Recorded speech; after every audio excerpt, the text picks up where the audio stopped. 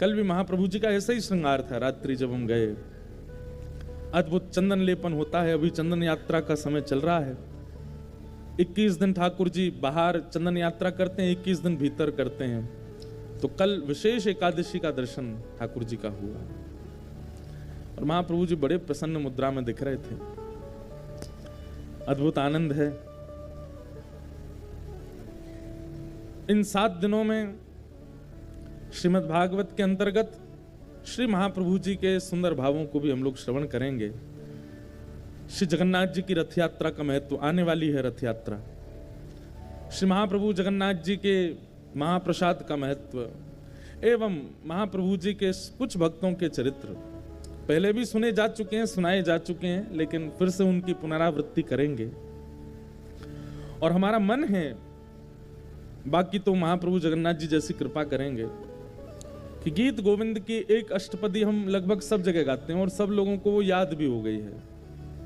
और ये हम ही नहीं गाते, ये बहुत जगह गाई जाती है और ये लगभग प्रसिद्ध है क्योंकि गाने में आ जाती है। लेकिन महाप्रभु जी के सुंदर भावों को जयदेव महाप्रभु ने गीत गोविंद में कई अष्टपदियों में वर्णित किया।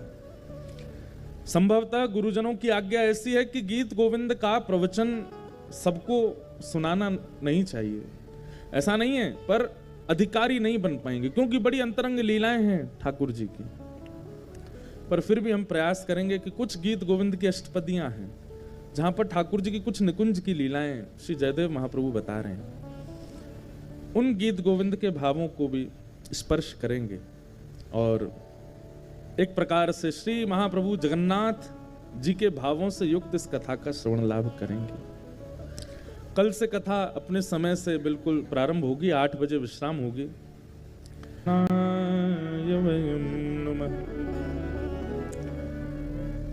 सत्य, चैतन्य और आनंद।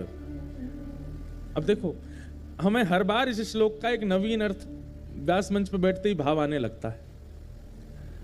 महाप्रभु जगन्नाथ जी भी इन 3 अक्षरों में ही विभाजित हैं। श्री बलभद्र जी सत्य स्वरूप हैं। बहुत ध्यानपूर्वक सुनिएगा। आप सबको आवाज आ रही है हमारी? एक एक शब्द ध्यान से सुनिएगा। सत्य, चैतन्य और आनंद, ये 3 रूप भागवत जी के महात्म्य में ठाकुर जी के बताए जाते हैं। सच्चिदानंद रूपाय। श्री बलभद्र जी कौन है? सत्य स्वरूप। या तो जो स्वयं सत्य है उसको सत्य कहें, या जो सत्य बताता है उसको सत्य कहें। बलभद्र जी सत्य स्वरूप क्यों हैं? क्योंकि जगन्नाथ जी के इस त्रयी स्वरूप में श्री बलभद्र जी ऐसे हैं जो आचार्य रूप धारण करके आते हैं पृथ्वी पर। बहुत ध्यान से सुनिएगा। बलराम जी आचार्य स्वरूप धारण करके आते हैं पृथ्वी पर कलिकाल में। किनका स्वरूप धारण किया आपने? श्रीमद रामानुजाचार्य जी महाराज। रामानुजाचार्य जी जो हैं वो शेषावतार हैं और शेष ही बलभद्र जी बनकर के आए हैं। तो आचार्य बनकर के आए हैं, इसका मतलब आचार्य क्या करता है? सत्य की राह दिखाई, सत्य की राह दिखाते हैं। जो सत्य मार्ग बतावे, जो सत्य से अवगत करावे, जो विवेकी बनावे, उसको गुरु कहते हैं। और उन गुरु का स्वरूप इन 3 महाप्रभु के स्वरूप में से बलभद्र जी ने धारण किया। इसलिए सत्य, बलराम जी सत्य स्वरूप हैं। और रामानुजाचार्य जी के संग तो एक अद्भुत लीला जगन्नाथ महाप्रभु ने की। हमारे श्री जगन्नाथपुरी में भाव की सेवा प्रधान है। भाव और नियम, ये 2 सेवा वहां पर विशेष है। कल मुझे लगता है संभवतः जगन्नाथ जी ने शयन 2:30 बजे किया रात को। क्यों? कल एकादशी थी, तो एकादशी पर कुछ सेवाएं अधिक बढ़ जाती हैं, उसके कारण महाप्रभु जी विलंब हो जाता है। तो 2-2:30 बजे ठाकुर जी सोए, 4, 4:30, 5 बजे उठ गए। सोते ही नहीं है। तो वहां नियम से सेवा और भाव की सेवा, ये 2 सेवा प्रधान हैं जगन्नाथपुरी में। कभी ऐसा विचार करें कि भाई रात्रि 11 बज गए, 12 बज गए, ठाकुर जी को शयन करा दें और सेवाएं कुछ अधूरी रह गई हैं, तो शयन नहीं करेंगे ठाकुर, पहले सेवा पूरी होगी, चाहे उसके लिए 4 बज जाएं सुबह के, उसके बाद ही शयन होगा ठाकुर जी का।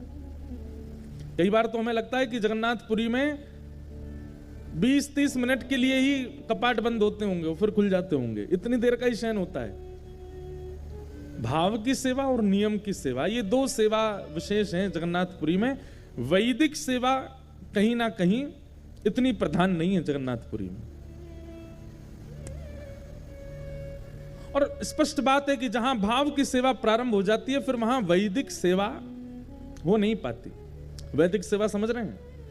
वैदिक सेवा मतलब जो वेद वेदांतों में निष्णित है, जो आचार्यों ने बताई हुई है, जिसमें अपरस की भावना आदि आदि ये सब है, वो कहीं ना कहीं भाव की सेवा के आगे न्यून पड़ जाती है। जगन्नाथपुरी में भाव की सेवा है। और जब ये सेवा प्रकल्पों को श्रीमद रामानुजाचार्य जी महाराज ने सुना, तो उनके मन में भाव आया कि महाप्रभु जी, आप साक्षात परब्रह्म हैं, साक्षात परमात्मा हैं, आपकी सेवा नियम से होनी चाहिए, वैदिक भाव से होनी चाहिए। और श्री रामानुजाचार्य जी ने जाकर के मंदिर में सारे पुजारियों को कहा कि भाई आप सब लोग बाहर रहो, हम करेंगे सेवा ठाकुर जी की। और अपने हजारों शिष्यों के साथ जगन्नाथ महाप्रभु के रसोई घर की सेवा, वस्त्र घर की सेवा, गर्भगृह की सेवा, सब घर की सेवाओं को रामानुजाचार्य जी ने अपने अंडर में ले लिया। लेकिन महाप्रभु जी जब भाव की सेवा से रुचिकर हो चुके थे, तो उनको वैदिक सेवा में आनंद नहीं आ रहा था। और ऐसा भाव बताते हैं कि 4 दिन में ही श्री जगन्नाथ महाप्रभु का जो श्री विग्रह है वो पतला पतला सा होने लगा। ऐसे लगने लगे ठाकुर जी सूख गए क्या, डाइटिंग कर रहे हैं बहुत ज्यादा। हमको जब महाप्रभु जी के जब सब अंग से भी मिलते हैं ना, वो लोग बताते हैं, बोले महाराज जी नवकलेवर के बाद जो प्रथम दर्शन होता है ना जगन्नाथ जी का, आप उसमें जगन्नाथ जी को देखेंगे तो आपको ऐसा लगेगा कि ये कितने पतले से ठाकुर जी हो गए। लेकिन बोले जैसे जैसे सेवा होती रहती है श्री महाप्रभु जगन्नाथ जी ऐसा लगने लगता अब थोड़े मोटे हो गए, अब थोड़े न इनका वजन बढ़ गया है। नवकलेवर के पहले दिन के ठाकुर जी बिल्कुल ऐसे लगेंगे पतले दुबले। तो श्री रामानुजाचार्य जी और सब शिष्यों ने जब सेवा करना प्रारंभ किया, तो महाप्रभु जी मानो जैसे अपने भक्तों के विरह में वजन घटा लिया ठाकुर जी ने। रामानुजाचार्य जी को अनुभव हो गया कि ठाकुर जी प्रसन्न नहीं है। ठाकुर जी से कहा, बोले जय जय क्या हुआ, आप इतने उदास क्यों लग रहे हैं? तो महाप्रभु जी बोले, मुझे अपने उड़िया वैष्णव भक्तों की याद आती है। वो लोग मेरा जैसे भोग लगाते हैं, वो लोग मेरी जैसे आरती करते हैं, वो लोग मेरा जैसे वस्त्र पहनाते हैं, उसमें मुझे बहुत सुख मिलता है। मुझे उसके आगे वैदिक सेवा में रुचि नहीं आ रही है, मुझे वो भाव की सेवा ज्यादा अच्छी लगती है। आप अपने शिष्यों को लेकर चले जाओ, वो उड़िया भक्तों को ही भीतर भेजो, मैं उनसे सेवा कराऊंगा अपनी। पर रामानुजाचार्य जी आचार्य हैं, और आचार्य के पास ये योग्यता होती है कि वो ठाकुर जी को भी डांट देते हैं। रामानुजाचार्य जी बोले, चुपचाप सेवा कराते रहिए, कोई भीतर नहीं आएंगे उड़िया भक्त। वैदिक पद्धति से आपकी सेवा होगी। 4 बजे मंगला का मतलब 4 बजे मंगला हो जाएगी, और रात्रि 9:30 बजे तक आपका शयन, तो मतलब 9:30 बजे के बाद कुछ नहीं, शयन हो जाएगा। इस पद्धति से भोग बनेगा, इस पद्धति से वस्त्र होंगे, इस पद्धति के आभूषण होंगे। महाप्रभु जी ने पहले निवेदन किया कि आप उनको सेवा में आने दो, लेकिन जब रामानुजाचार्य जी बोले नहीं वैदिक पद्धति से ही होगी, तो ठाकुर जी रात्रि में बलभद्र सुभद्रा जी के साथ बैठे मीटिंग कर रहे हैं। बोले क्या करें, ये रामानुजाचार्य जी को कैसे भेजें यहां से? अरे हमको ये बहुत अच्छे लगते हैं, हमको बहुत प्रिय हैं। अच्छा एक और बात है, बलभद्र जी ही रामानुजाचार्य जी बन के आए तो कितनी मीटिंग करें भीतर, इनको सब पता चल जाता है।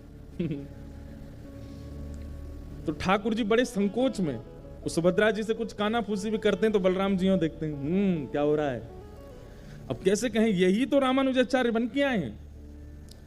तभी ठाकुर जी ने भीतर गर्भगृह में तो देख लिया कि यहां काम बनने वाला नहीं है। तभी सामने विराजमान श्री गरुण जी, उनको इशारा किया।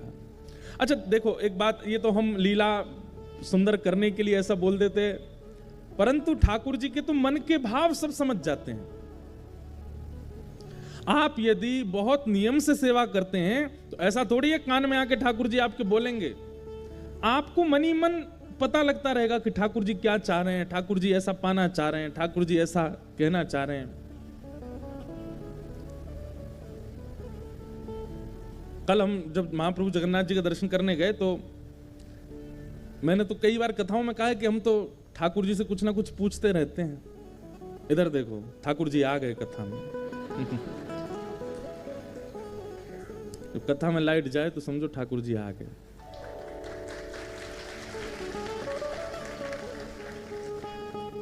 तो कल जब हम दर्शन करने गए तो कुछ हमारी माता जी ने कुछ कहा था